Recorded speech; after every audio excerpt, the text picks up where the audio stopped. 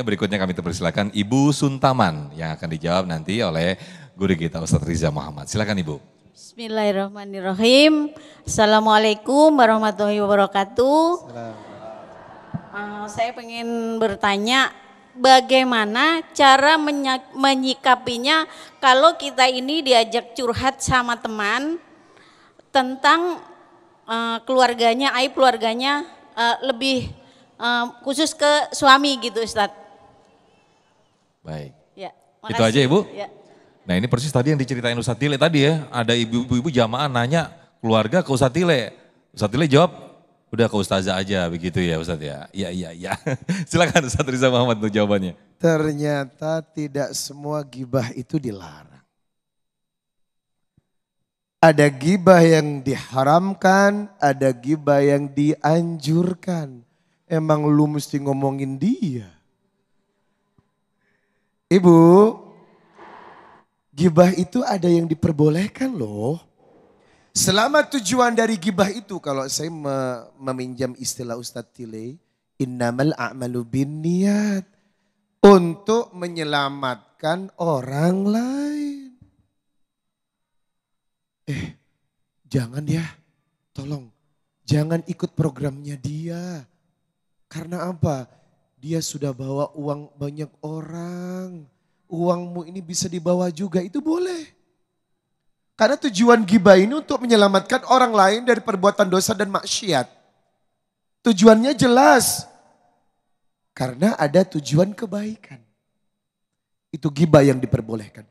Yang kedua, gibah untuk mencari solusi. Nah, kalau ada teman datang minta solusi sama kita, kemudian ia cerita yang sesungguhnya, maka ada kontrak yang harus ibu lakukan dengan dia untuk tidak menyampaikan cerita ini juga kepada orang lain.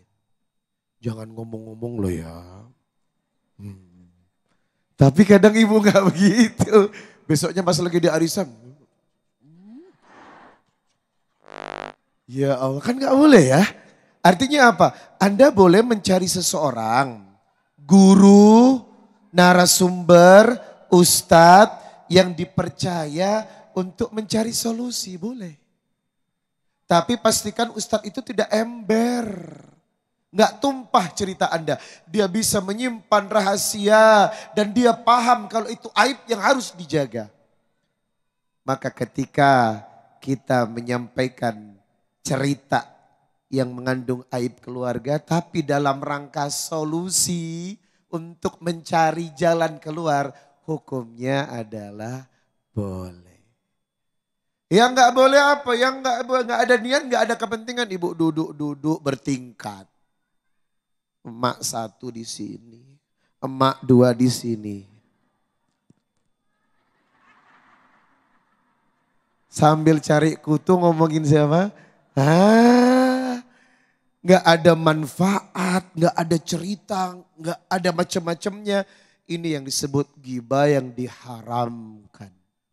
Maka melihat pertanyaan tadi, kita kembalikan kepada syariat.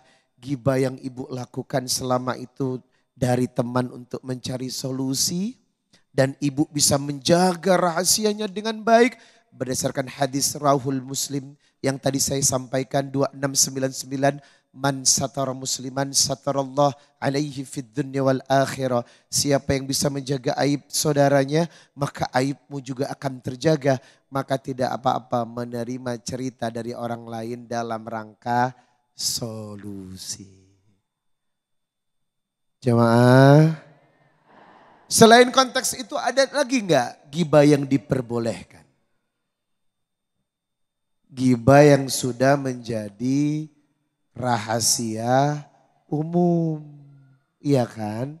Kasus korupsi artis B, iya kan? Sekian triliun, itu sudah menjadi rahasia umum. Kalau kita ikut nimbrung menggibah, bagaimana konteksnya? Karena sudah bukan merupakan rahasia lagi, maka kita boleh menggibahkan kalau ada manfaatnya saja. Ya, untuk education dan pendidikan. Jangan korupsi ya nak, jangan ya. Karena merugikan umat dan merugikan bangsa. Nah, inilah konteks gibah yang diperbolehkan oleh agama. Selama niatnya karena Allah mencari solusi dan untuk mengingatkan orang pada jalan kebaikan. Ini masuk dalam amal ma'ruf nahi mungkar. Maka insya Allah diperbolehkan.